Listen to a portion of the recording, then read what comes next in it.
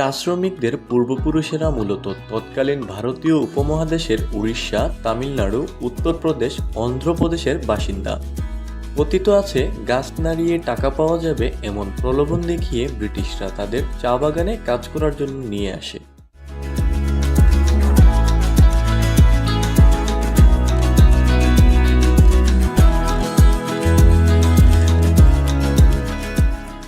বর্তমানে বিশ্বের সবচেয়ে জনপ্রিয় একটি পানীয় হচ্ছে চা।